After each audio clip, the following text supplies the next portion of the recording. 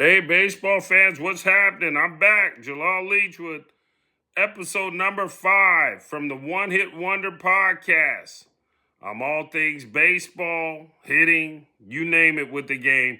And today, I know it's been a little while, but I wanted to come on here today. And, now that the season has started, spring training at the major league level, the college season is rolling, high school season out here in Northern California is rolling, and even Little League out west is going. So, me being a coach, a mentor, a trainer of baseball and hitting and whatnot, I just wanted to come on here and, just talk about some of my experiences over the years of the ups and downs, the ebbs, the flows of hitting and just having the stick-to-itiveness and just enjoying it. The first thing I want to talk about is, hitting is really hard. I got to get him on here. My old teammate, brother from another mother, Kevin Jordan, he constantly reminds me about how hard hitting is. It's like the hardest thing to do in all of sports. And I know, off of a tee or in a controlled environment such as the batting cage, hitting can look easy. Even watching it on television, it could look easier than it truly is. But, the moment of truth is when you step in that batter's box versus an opposing pitcher that basically he's standing there out on the mound with the ball and you're standing there in the batter's box with the bat. It's like a battle. He's trying to figure out a way to make you look foolish, to get you to swing and miss or to swing weakly at something. So you make soft contact so he can get you out, and you're thinking the complete opposite. You're trying to get him to make a mistake so you can hit the ball hard somewhere and hopefully for a hit. And even with that said, you might hit the ball hard and on the button, and it still could get caught because you're playing against all those guys out there. What is that, 8 defenders? I guess the catcher's behind the plate, but it's just hitting is so hard. And the one thing I've learned from being around the great hitters, the Derek Jeters, the Barry Bonds, Vladimir Guerrero, just to name some, is these guys, their confidence didn't waver. I was watching a spring training game just a little while ago. St. Louis Cardinals and the New York Mets, and I think this dude's gonna be a star quick here. Mason Wynn, the shortstop. I've seen him actually over the last few years in spring training, and last year I saw him when I was with San Francisco at the Rickwood game in Alabama.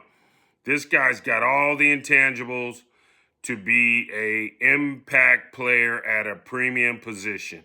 And he was I guess he was 0 for 19 in spring training leading into today's game. And, and I guess, it doesn't matter where you want to play or where you're playing, we all want to get hits. And he, wrapped a 2-strike pitch up the middle, C&I single, whatever you want to call it, for a base hit and running up the line. He was looking to the sky and pumping his arms, and they interviewed him when he came out of the game. He said, man, I asked for the ball and I was serious. And this is spring training.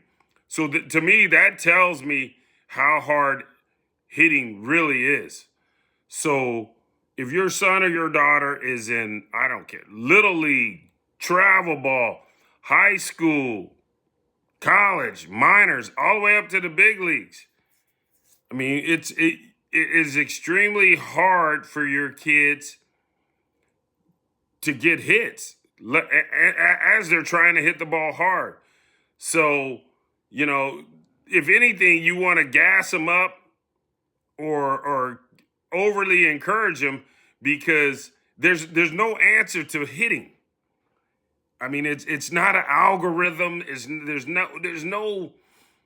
There's no program you can plug in. I'm waiting on it. There's no AI to batting. If there is, I don't know if it's going to happen in my lifetime. So, God bless all my parents of the kids that train. When you text me or send me video clips of your kid punching out or chasing bad pitches, all I can do is just shrug my shoulders. It happens. It happens. And it happens at whatever level they're at. And I just gave you the Mason Wynn story of one of the, this guy's aspiring to be one of the top players in the game. So don't think that you can get a hit every single time. Don't think, parents, that your kids should be going 4 for 4 night in and night out. Really, I think the object is simple. 1, make contact. 2, hit the ball hard. The hits, let them come however they come. But don't think that your kid has to go 4 for 4 every single day, because you're trying to hit a round ball with a round bat square, as they say. So parents, just keep it positive for your kids, and hitters, stay positive, stay upbeat. Don't defeat yourself, because again, batting there's no answer to it. I mean, if there was an answer to it, me being a batting coach, I wouldn't be doing lessons for the amateur players. I'd be the personal hitting coach of every major league player on the planet, and I'd probably be making more than Ohtani and Soto and Judge and whoever else you want to throw. You throw all their salaries together. If I had the answer to hitting, or if anyone had the answer to hitting, not just me, you would be the highest paid employee in all of baseball, because as these guys know, hitting is extremely hard. Juan Soto and Shohei Ohtani are 2 most decorated, highly paid hitters in baseball, are still getting out, probably on average, 7 out of 10 at-bats with strikeouts. So if you want to make yourself into a hitter, I am a firm believer in you have to have confidence. You got to believe in yourself even when no one else believes in you. You have to take it pitch to pitch, at bat to bat, day to day. It is extremely hard. And, being a scout or former scout, I always tell people it's rare for me to be able to go and sit and watch one game of a guy, and whether at whatever level he's at in the minor leagues, shoot, even an amateur player, and predict or determine what type of hitter I'll think he will become. Shoot, I've sat and watched guys for weeks, for years, and still whiffed on them, because you may catch a hitter going 0 for 12 with 9 strikeouts and walk away going, this dude is trash. Next thing you know, you got Aaron Judge. Or you may go and watch a guy go 10 for 10 on a serious heater. Next thing you know, he couldn't get out of A-ball. So there's a lot of components to batting. And, it's more than just the exit velocity. It's more than just the results. Shoot, sometimes it's just the makeup, the human element, the mental side. And for me, that's why I think in-person scouting, you can kind of get a feel for a player when you see him in person. Or as I train the kids that I work with, I get a feel for their mentality, even if I'm not at their games, when the way they approach success and failure in the cages. And a lot of times when the kids I train, we spend more time talking about the mental side of hitting than the actual mechanics. Some of the kids I have spot on, they got like major league swings. Like they can emulate anyone. But maybe where they're not having the successes, they overanalyze or overthink, or that moment of truth when they're facing the guy standing out there on the mound with the ball, the scoreboard is on, the parents are in the stands, you got the lines are chalk, your heartbeat speeds up, because when we're in the cage hitting off a Leachy, there's no consequence. Leachy got the radio on asking you Is it going to be Morgan Wallen this week or Kendrick Lamar? Because that's all we seem to be listening to. So they are on timeout with me. I'm trying to cancel both of them. Not that I don't like their music. I'm just trying to cancel because they are hot right now. So, but it's a real thing that, you know, hitters, the guys I play with that hit, they exude confidence. They don't run the emotional roller coaster. They don't go up and down. They can easily let a bad at bat go, you know, and to me, that's a sign of someone who has potential to go somewhere with hitting is how they handle the adversity. Really, not when they're 4 for 4. It's when they're 0 for 4 with 2 punchies and a pop out or something and a ground out. Do they carry it on defense? Are they throwing equipment in the dugout? Are they, you know, moody? I mean, I know, you know, you're not happy. I'm not saying I want you to be, you know, Johnny Jipper when you went 0 for 4. That would be concerning. But someone who can flush it, I think they give themselves a better chance. Someone who realizes how hard hitting is will give themselves a better chance. And I know we have all this technology. Shoot, I got the Rap Soto. There's the Blast Motion. You know, shout out to those companies. You know, and those tools are great and give you a lot of feedback and information. But for me, it still comes down to when I get in the batter's box, when I dig in, and that pitcher digs in out there on the mound, and they're holding the ball, and they're thinking, okay, what could I throw Leachy here to fool him, deceive him, to get him to lunge, to get him to swing and miss, or to get him to generate soft contact, whereas I'm thinking the opposite. What can I get that guy standing out there on the mound to hang something, to overthrow something, to miss his spot, put it right where I like it, and I get my barrel to it. I mean, that's hitting in its purest form. So, you know, keep it simple sometimes. As my brother said, keep it simple, stupid. You know, don't overanalyze. B. Bonds, think long, think wrong. You know, paralysis by analysis. I've heard them all. So hitting, it's not easy.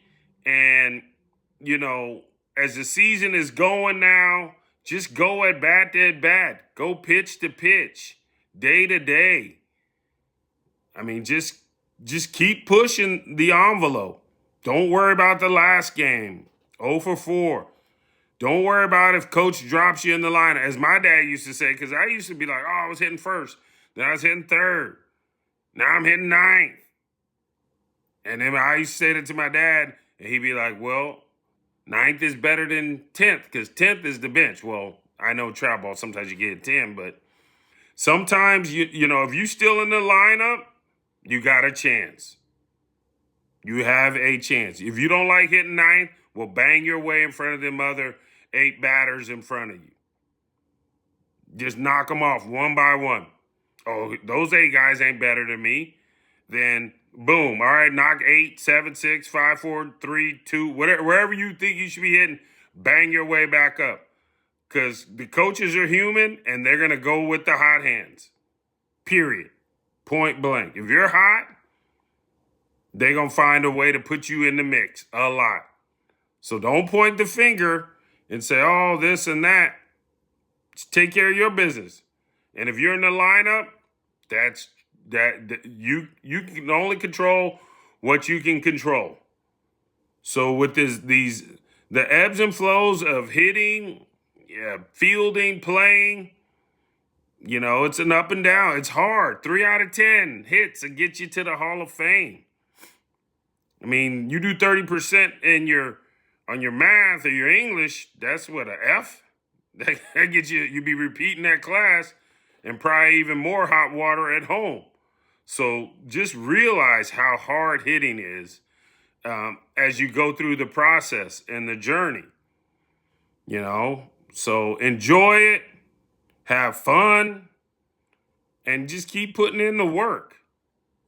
as this moves along. Put in that work, and the proof's in the pudding. And really the object is to just hit the ball hard. Just square it up. Let it go where it goes. Okay? The other thing I wanted to talk about was approach. Approach. And this goes all the way to the major leagues. And it's easier said than done. With the approach, for me, it's pretty simple. No strikes, one strike. I say this all the time. We should be looking for our chocolate chip cookie dough pitch. We should be looking for our, I don't go to Buffalo Wild Wings anymore, but salt and vinegar with fresh lemons and lime squeezed over it. But that's a whole nother story for another day about why I don't eat Buffalo Wild Wings anymore. But my point is, you should be no strikes, one strike. You should be looking for your pitch. If the pitcher makes a nasty pitch and the umpire calls it a strike, but it wasn't your pitch, then you take it. It's just a strike. Are you afraid of hitting with a strike on you? You shouldn't be. Are you afraid of hitting with two strikes on you? You shouldn't be. So no strikes, one strike. Look for your pitch. Two strikes, we got to make an adjustment with our approach. We need to be more aggressive. Whether it's choking up, whether it's spreading out, but in theory, you need to be more aggressive because you're trying to protect the entire plate. And, I've talked to hitters a lot when they strike out looking, and I know my son, he knew probably I was going to use this one on him, in this information data-driven era, where kids or players can go look at the TrackMan data or whatever, that we got the ABS, and if the umpire, until that ABS is in play, like at every level, if the umpire raises his hand and goes, hee-ha, strike three, it doesn't matter what that computer or that machine says. So my thought process in which I tell hitters as far as the two-strike approach is, if you think it's going to be close where that umpire, I don't care if it's one ball, two balls off the plate, one ball, learn the umpire by seeing how he calls them on everyone else.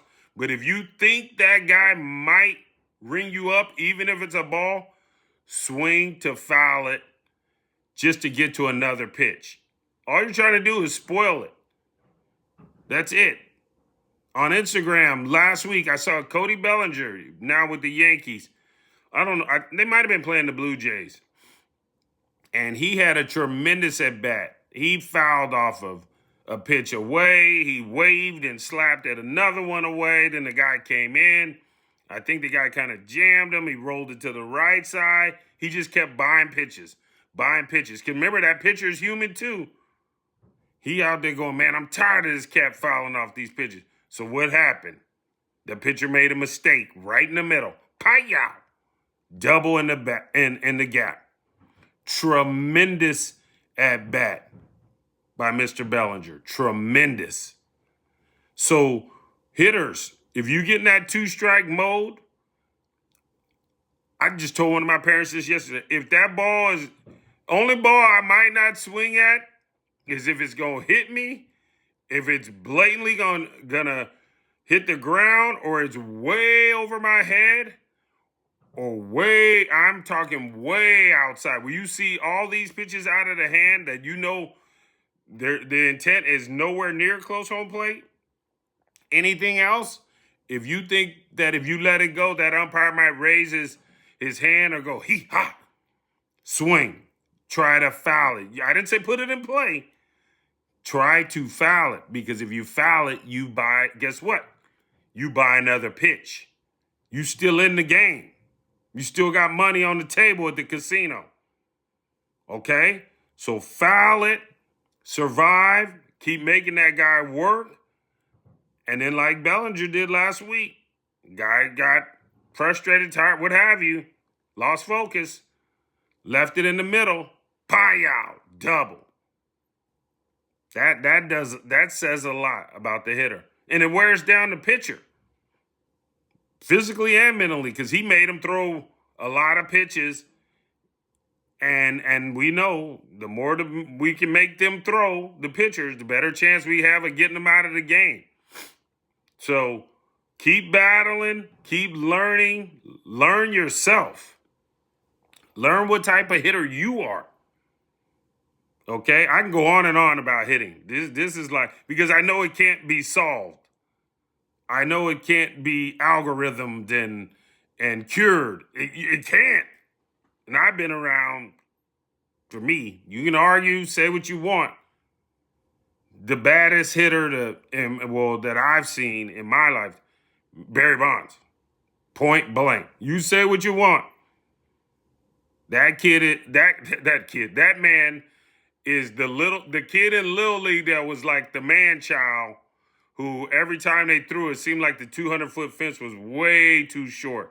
But he doing this at the highest level against the toughest, baddest pitchers in the game. And his mindset of, I used to pick his brain, of what he was doing, thinking, looking for, was out of this world.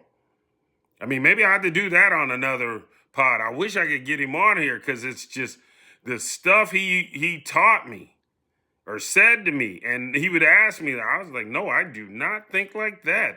That did not cross my mind, but that is interesting.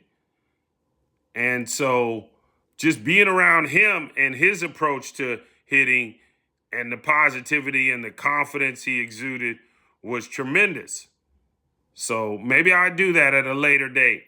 But one other thing I wanted to talk about before I got off of here is something, and I know people who've been around me a lot, I've shown them this. This is basically what took me from being a 10-year minor leaguer to basically getting my little time in the big leagues. Had I never, ever learned this from this gentleman, I probably would have never saw the major league. So if you ever come train with me and I see you with the bat deep in your hands, I'm probably going to suggest this to you. I just did it with a little 11-year-old kid I started with last week from here in Sac. Man, never met me, and I showed it to him, and right away he just took to it. Like, I didn't even have to tell him it anymore. Like, it was like somebody had given him the keys to the Ferrari. And his dad was like, wow, I didn't know that you put your fingers off the bat like that. So basically, let me give the story here. You know, I was a decent hitter, but I didn't hit for enough power. I mean, you got to have tools to get to the major league. So basically, when I got over to the Giants, I started working with Bobby Bonds. And so Senior, watch me hit. And I mean, rest in peace, Senior. I miss you. I miss him. He was awesome. Just tremendous. And so I asked him for some advice, and he just watched me at the cage and didn't say anything for like 5 days. He just looking, watching. And back then, we didn't know. I mean, Senior used to have his cigarettes out, be on the cage, and just blow the drag. That's old school. I miss it. And so he comes to me, I don't know, 5 days, a week later, and he has a magazine. Now, I know we don't see too many magazines anymore, but it was a side profile of Sammy Sosa and Mark McGwire. And he said, Leachy, what do you see? I said, I got a bat here. I said, they have these fingers off the bat. And he said, he took the magazine, he shoved it into my chest and said, that's why you're not hitting for enough power. I said, that's it? He goes, that's it. He goes, you got a nice line drive stroke. I've looked at his analytics. I looked at your numbers. You've been a solid average hitter, but you just haven't got the ball in the air enough.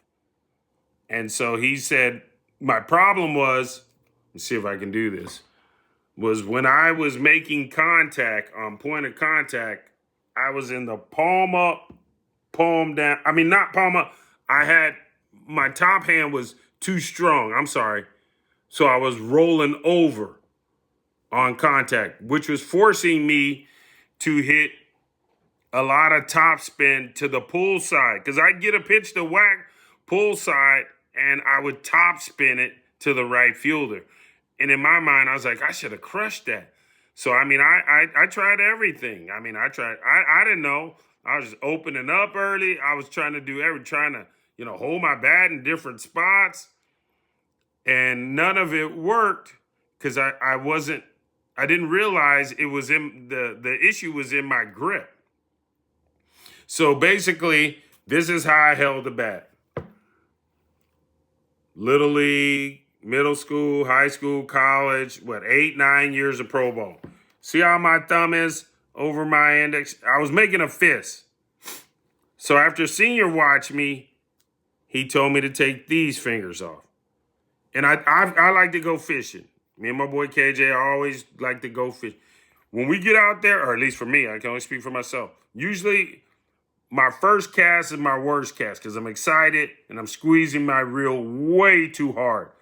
So when you squeeze or you lock that thumb over, what happens? I don't get the flexibility in the bat and I don't get the extension that I want, which the bait doesn't go anywhere. So then after I do that boo-boo cast, I go, you know what? Relax. Let your wrist loose, your finger out, and then zzz, I get that cast. So same with hitting. You let these fingers out, you get a little more flex in the bat, and a little more snap. That's what's going to give you the power. So what had happened was when Senior showed me that, I was getting more palm up, palm down on contact. So rather than rolling over, hitting the top of the ball, as Bake would say, hitting the ball in the head, I started hitting it in the mouth and probably even a little bit in the feet to get it to 12-6 backspin. So now that same pitch that I was hitting a top spin lob to the right fielder, now I was backspinning. And at age, I don't know, 28, 29, the power just turned on. And off I went. Went from prospect, suspect, to back to this late arriving prospect again. And all it was is that man showed me these fingers did not need to be on the baseball bat. That's it. Wasn't my approach, wasn't my swing, wasn't how I was standing in the plate. It was take these two fingers off the bat. And I remember it like yesterday.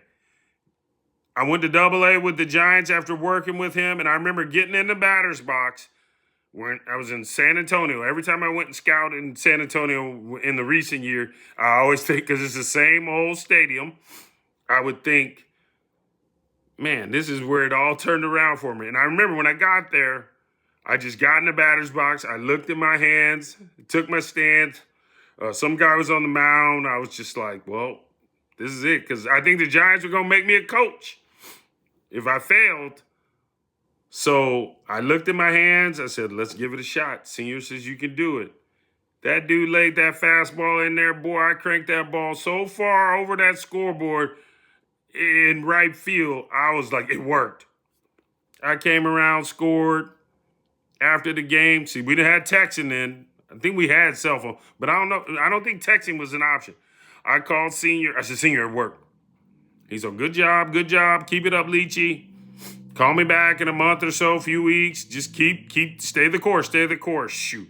A month later, I was killing in the Texas League. I think it was hitting like 340, something crazy. Jacks, ribbies, and all I did was take these fingers off.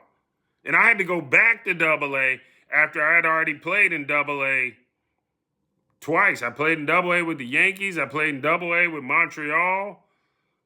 And so I had to go back to AA. Talking about a gut check. Woo.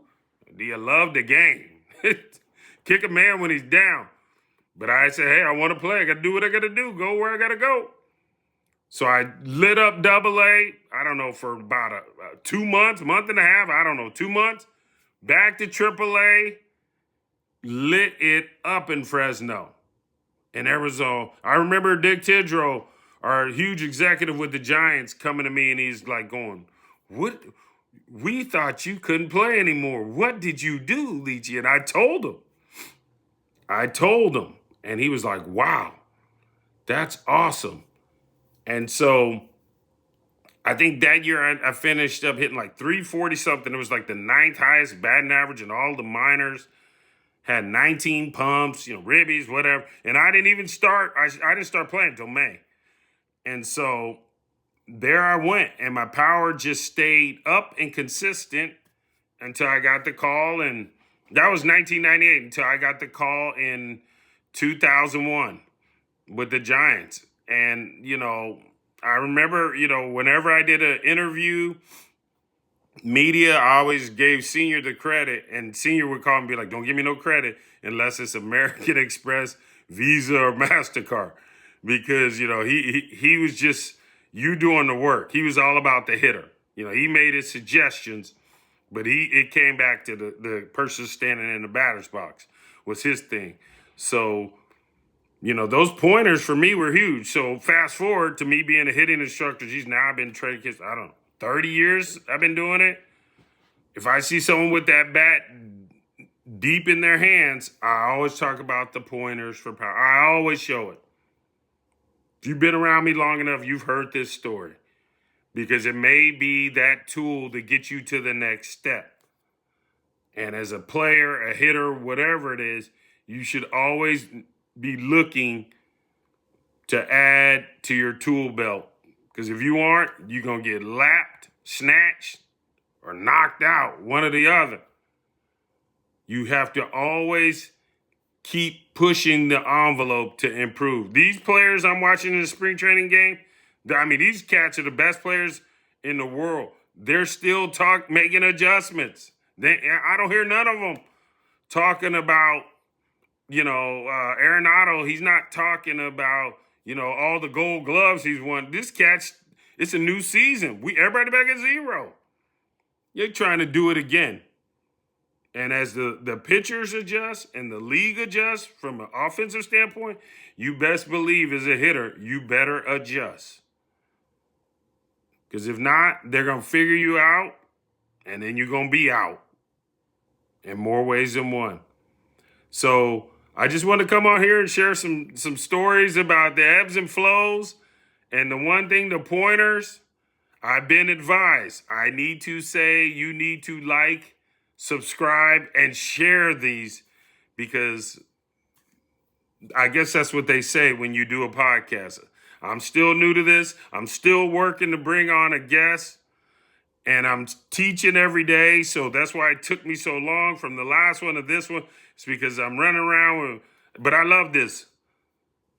So like, subscribe, and share. Leachy's out. I appreciate you guys. Have a blessed and wonderful day.